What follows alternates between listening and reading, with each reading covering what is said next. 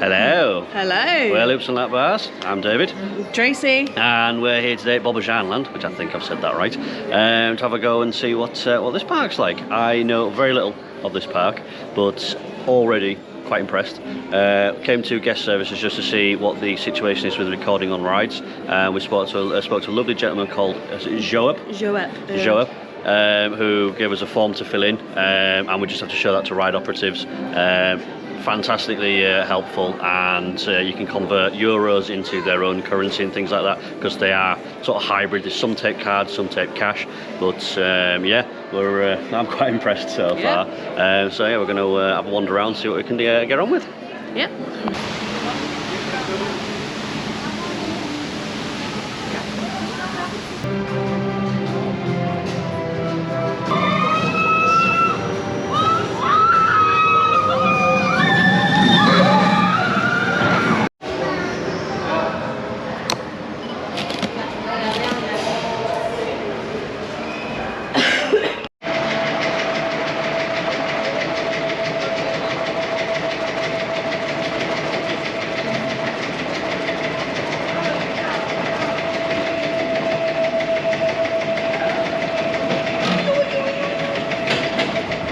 So yeah, we've just done Typhoon and Fury. Let's talk about Typhoon first, the easy one. Yeah, Typhoon, on the face of it, it does look like it's a slightly bigger, meaner mumbo jumbo if you've ever been to Flamingo Land.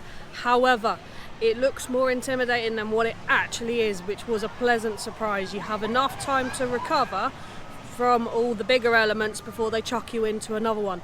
Not as much headbanging as I thought there would be either, so that's nice considering it is a quite old coaster now as well. Yes, predates speed and things like that, but to be fair, Speed No Limits was no rattlebox or anything like that. No, I thoroughly enjoyed it. As you come around some of the up some of the hills and you see 90-degree bends, you think, oh god, Gerstlauer and stuff like that, but no, absolutely fine.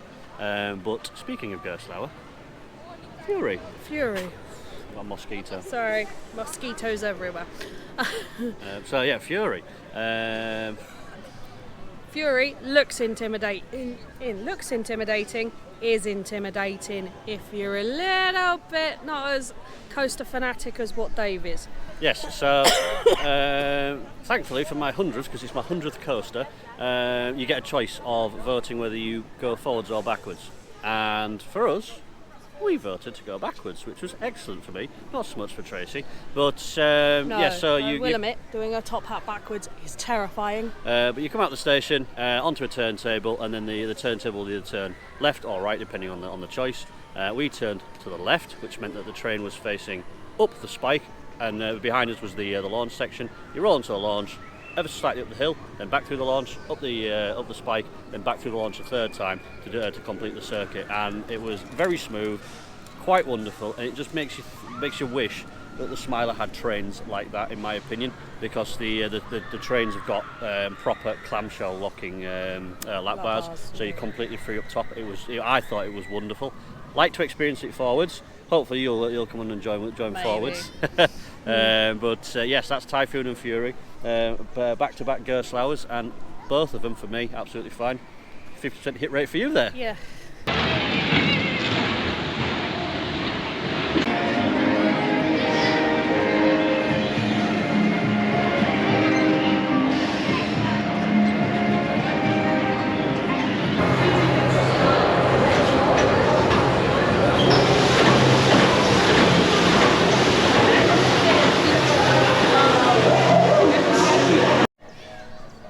So since we last updated you, we've been on Naga Bay, which is a Maura spinning coaster, a la Dragon's Fury. Though for me, it wasn't quite as sort of intense or anything like that as Dragon's Fury or Spinball Whizzer. No, mainly due to the lack of the fact it doesn't really spin as much as they do. It doesn't really spin as much as Spinball Whizzer either, and it's just like, you kind of need to step that up, I think, a little bit. Yeah, and as you come off the first hill, and you do like a helix, very similar to Spinball Whizzer, but then you're into a brake run and it kills all the speed. Don't know whether it does that for safety or whatnot, which is a bit of a shame, but still worthwhile. Yeah, but still a nice little ride. Even more so though was Revolution. Yeah. Revolution, if you've ever seen any weird roller coaster videos, it's generally in one of those, and that's purely because all it essentially is a spiral lift hill that goes up and then a spiral on the way back down. It's less of a roller coaster and more of an experience for me. Yeah, the light show package it's got with it is absolutely fantastic. Yeah. We don't know what the story was, but didn't really need to know the story because the light show was that interesting. I think it was time related because there did seem to be clocks and things like that. But the trains, the trains were about it's like 30-40 carriages long. It was insane. Comfy though, insanely comfy. One person to a car, so you're all in single file, and you get in and you pull the stuff, the lap bar up towards you, so you can adjust it for your own comfort, which is really, really good. To be fair, you could have ridden it completely without lap bars because there is nothing in there. There's no sort of big jerks or anything like that. Really, really good. While we're in the area though, because I think this area, what's this area called? Adventure Cove? Adventure Cove, I think. Apologies for that, but we think it's called Adventure Cove. There's a dark ride called Forbidden Caves. Now, at this point, I'm going to put spoiler warning up. Don't watch any further if you don't want to know what goes on it. Yeah. So, Forbidden Caves it's more like a simulator.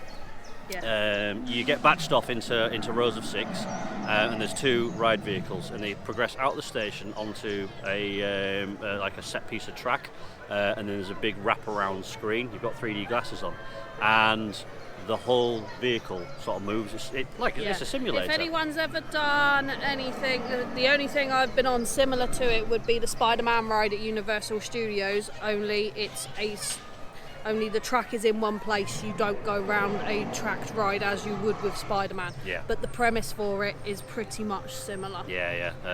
It's for all intents and purposes, it's a motion simulator. Yeah. But not going to go into the story or anything like that because that's something that you should experience for yourself.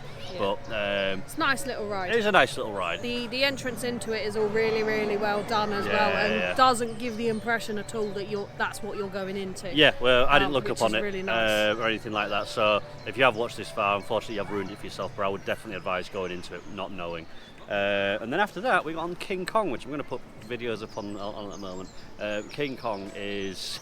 I don't really know what to describe it as. It's fun. It's just fun, yeah. It's fun. I've seen it advertised online before, but essentially it's a giant gorilla statue that picks up a train, inspects it, wobbles it around a little bit, and then puts you back down. Not very intense, not very thrilling or anything like that, but fun. Yeah, fun. Definitely fun, and definitely sort of a first timer to get, if you've got little ones with you, to get them introduced to sort of heights and the fact that stuff jerks without it being and noise as too scary. Yeah, it's just pleasant, really, really pleasant. Yeah. But I think that's the sort of the theme of today. It is, yeah. Everything is just pleasant. Nice, yeah. So. Not entirely sure where we're going to next. We're going to continue on, down the way and see what we find. Yep. Hello. So we've just had some dinner, and we came to Country Cookout, which the name would imply to me some form of steak or barbecue or something. Or grill. No, pasta. And tasty. It was, yeah. $7.95 a portion. So that's not too bad. Enough to fill you up and keep you going, but not enough to overstuff you. Lacking cheese though. Yeah, lacking cheese. Other than that, really very nice. Dave had the bolognese, I had the primavera, which was the veg sauce. Both really nice. Both enough to cover the pasta and then some. Mm-hmm. So and not too hot, not too cold. Exactly, it was just right sort of eating temperature. And one of the things that I did like is Tracy ordered, well I was going to order as well, but we were both going to order the rigatone pasta, which is gluten free. And when that was sold out, the chef there said that despite the fact we'd ordered fusilli, he said, it's full corn. And he's like, oh yeah, so he understands that people will be ordering that because it's gluten free, and if they go for another alternative, that just be aware that it has got gluten in it, which was quite nice. It was, yeah. I personally ordered the rigatoni because it's a nice pasta and I like it. Yeah, we weren't going because we're gluten free. We were going because it was something different, wasn't it? But so that's Country Cookout. One thing that was nice to find. Freestyle cups! And the offerings of ever so slightly different to what they would have in the UK on the screens. What I might do actually, because I've not got it at the moment, but I will record what the screens look like. And instead of having physical buttons to press where it paws, it's all touch screen. It's all touch screen. But we've paid €15 each for the cups. Unlimited refills all day, exactly the same as you get in the UK. Not quite as many refill stations as there are in the UK, but there's plenty of options there. So yeah, that's freestyle. Freestyle.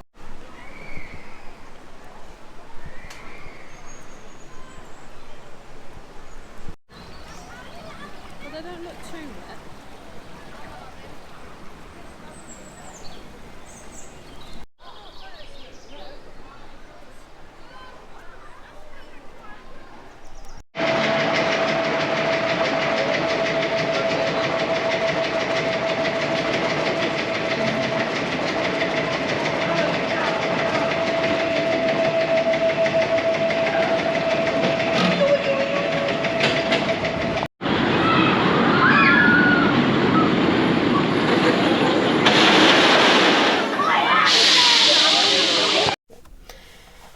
Righty, so as you can see, back in the car. Action-packed afternoon, so we'll go start smashing through. Starting with the horse pedalo ride.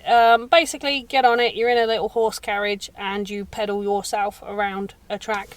Nice little sit down. Yeah, you didn't really need to pedal all that much though, did you? Because you kind of freewheeled all the way around. Yeah. But unique ride because we ain't got nothing like that to my knowledge in the UK. Yeah, I've never. So. I knew of one in Flamingoland, but I've never been on it. So there was that, and then that led us on to Dreamcatcher, which I don't know about you, bros. I had high hopes for it because it is essentially the same as Vampire at Chesington, same sort of manufacturer trains. Although instead of it being Arrow built with Vekoma trains, it's completely Vekoma from the ground up, and it's older than Vampire. It's older than me, but it was good. It's not as good as Vampire though. No, I felt that as well.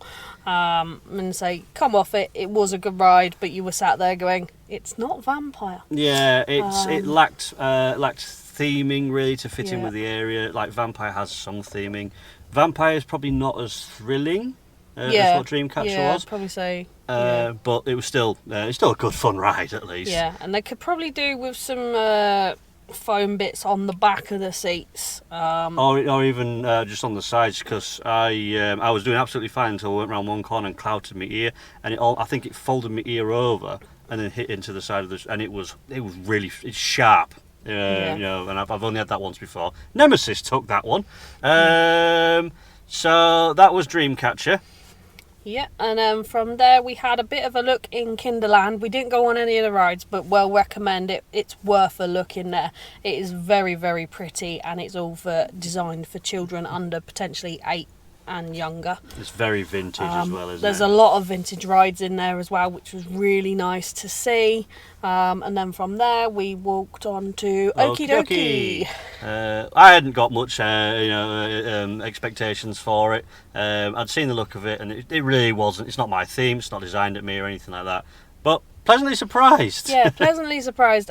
Junior coaster, quite a long junior coaster as well. Yeah. And it does pack for a junior coaster. Yeah, it's not violent, but it holds its own. It really, really does. It's made by Vekoma, which seems to be a thing at Bobbejaanland, but it's essentially a full circuit version of things like Accelerator and Velociraptor. Those that uses the same sort of style trains. Once we'd done that though, we wandered up a bit further and went on the El Paso Special, which was one that we kind of dropped in on. We hadn't seen anything for it, and it's obviously you look at the building and you think, oh, this must be indoor sort of thing, and it was. It was an indoor shooting game. On essentially park benches, motorised park benches. Yeah, though what was funny, wasn't it, was the little description of the fact that it was manufactured by Germany and the UK. And Germany must have done everything else except for the park benches on the seats. But yeah, I don't think it was quite as well themed as what Sheriff Showdown was. That's a very pretty little area, but it's twice as long. It is. It's twice as long, and the thing I liked about it was it covered both the kind of comedy situation side of westerns, like sort of bar fights and stuff like that, but it also then you went into a section where it covered kind of Los Muertos and Day of the Dead, and you had people essentially being hung in the town square for murder. Yeah, which there was quite a contrast, but it was really, really good to see that they didn't shy away from that. There was a scene, weren't there, where you press one of the, you shoot one of the targets, and there's a guy on a door that's is stuck to the door with arrows. It's it is quite sort of savage, but that was the El Paso special. I liked that one. Good little ride, fun little ride, and one of the best bits about it is you don't know the score until the very, very end, because the scores are not displayed anywhere until you get to the very end of the ride. Winner. Unfortunately, Dave won this round. That's 2-0 this year so far. It is. Yeah. Next ride was Bobbejaanland Express. Was it the Bob Express? Bobber Express, yeah. The runaway mine train, anyway, for Bobbejaanland. And Tracy's more sort of, it's more Tracy sort of thing. But yeah, good. Love a good runaway mine train, and this, it's got to be said, is up there. The sound the train makes when it goes through the station on its second run is second to none. Yeah, like yes, Alton Towers has its choo-choo, but there's nothing that can kind of beat a train load of people screaming as they go through a tunnel at speed. It doesn't slow down. Yeah, as you come out of the final helix into the station, it doesn't hit a brake or anything like that. It just goes straight through and carries on. Yeah. A bit rattly, but it is old. Bit rattly, yeah. But it's an absolutely lovely little ride, and it's exactly how a mine train ride should be. Yeah. So that was those 4 rides, and coincidentally with our trip here, we.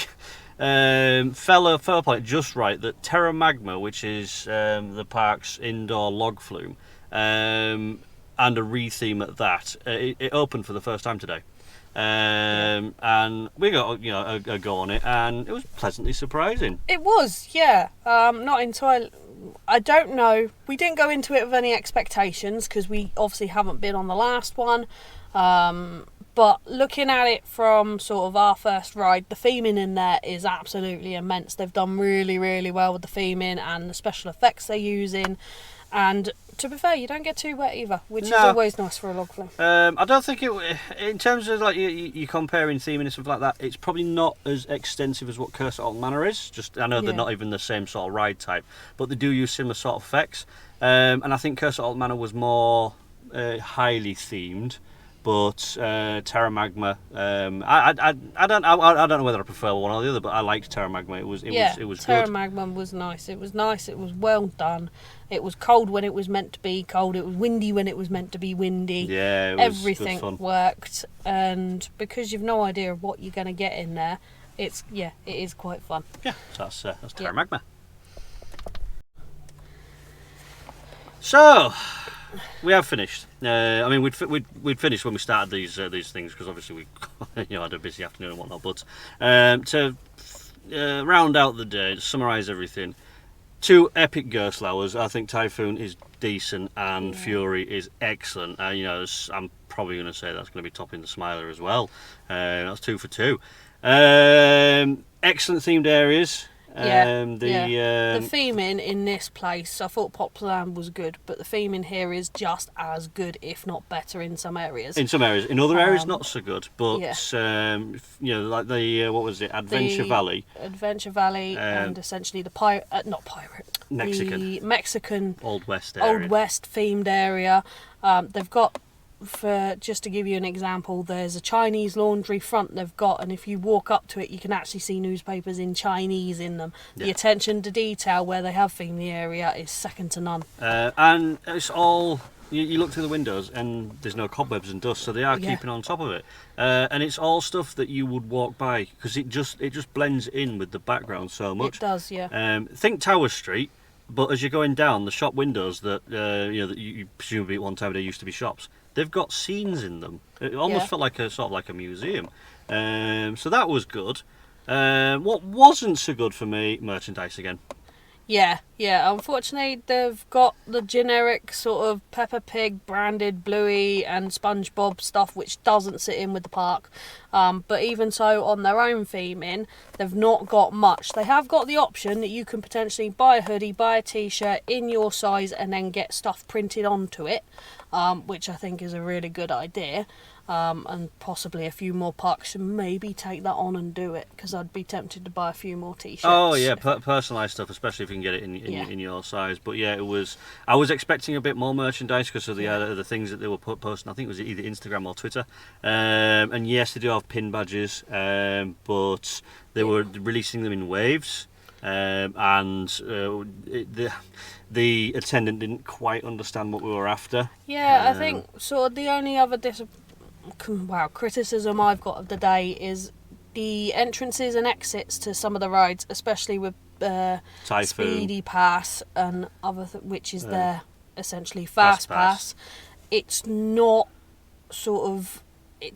too well signposted to where your standby entrances or where you've got to go. Yeah. I mean, say this morning we walked the wrong way round and up an exit to Typhoon, and we should have been well round the other side of the ride. Yeah, and it weren't just us. Obviously we're non-native speakers or anything like that, but there was a lot of of locals, I'm assuming the locals, that were doing exactly the same thing. So I think we probably have a little bit to play in that. But if other people are doing that as well, it's not just us, because we went to the right of Typhoon thinking that's where the queue leads, but it's not. You have to go all the way back round. Typhoon, Sledgehammer and Fury all queue from the same sort of location. Yeah. The other one was the horse peddlers. Yeah, the horse peddlers. They had an extended queue which we walked up, only to find that there was a barrier, to then have to walk all the way back, and it was just basically just a walk straight onto the station. Yeah. But yeah. There were a couple of others as well through the day where it wasn't quite clear, but we managed to work it out. Yeah, but they're only really minor nitpicks. Yeah. I wasn't expecting a park as good as Plopsaland, and I don't think it is as good as Plopsaland, but it certainly is extremely good for what you're getting. I think for me it is as good as Plopsaland. If anything, it's slightly better when it's ride line up than what Plopsaland is, because it caters more for that sort of middle age gap between sort of little kid and thrill seeker. Goes all the way in between. You've got Typhoon and Fury all the way at the top, and then actually, sorry, just to cut across, we completely forgot about the river rapids. Oh, we did. Yes. Just going off at a tangent. In the Mexican area, there is a river rapids ride, and completely different to what you get in the UK. Because for one thing, the boats are very open, and for two, I'll put spoiler warning in here. Don't continue until this section of the video. However, if you are still here, there is a whirlpool section, and it is phenomenally well done. It is. You go, as it implies, you go round, and it gets tighter and faster until eventually you essentially sink down a plug hole, and it's not like a very gradual. It's a proper drop. Yeah. And that was the only part of the ride that you'd say is an actual rapids part of the ride. But it was well worth it for just that part. It was, yeah. It's a well-themed little rapids ride, and to be fair, you don't get massively wet on it either. And in terms of sort of sheer enjoyment, the only thing I've had that's come close to it is the Bluto's Bilge barges in Universal Studios. Yeah, sorry for the tangent there on that one. We just completely forgot to mention that. Yeah. So merchandise not so good. Day-to-day run in the park pretty good. We didn't queue very long for most rides, apart from Terra Magma, which you'd expect it's its opening day.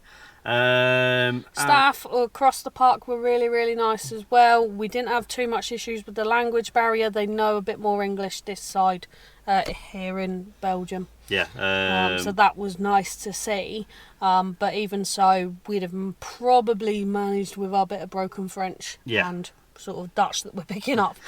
Just about. That's Bobbejaanland. It is, really good day. Thoroughly enjoyed it. And then tomorrow is the mighty Efteling. It is. We've got 2 days there, and I cannot wait for it. No. Because Efteling is the park of Europe. Bugger Disneyland and whatnot. There's Efteling, there's Phantasialand, and there's Europa Park. And Efteling is seen as the top, so I can't wait for that. Yeah. Are you the same? Yes, I am. I am looking forward to that tomorrow. I am looking forward to theming and scenery galore tomorrow. Yeah, it's going to be excellent. So so we'll see you tomorrow at Efteling.